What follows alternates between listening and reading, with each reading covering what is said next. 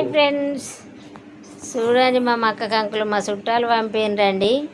వాళ్ళు మక్క పెరడు వేసుకున్నారట. మంద వేయక ఇక పంట అంతా గింత లాస్ వచ్చింది. మొత్తం పురుగు పట్టి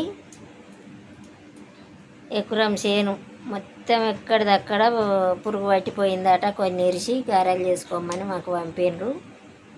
మేము ఇప్పుడు గారెలు చేసుకుంటున్నాం.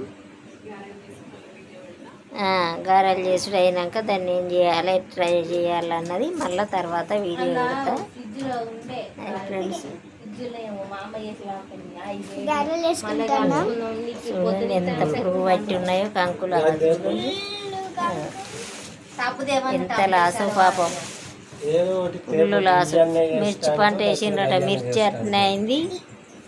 మక్క పంట అయితే మక్క పంట ఇట్లనే అయిందట.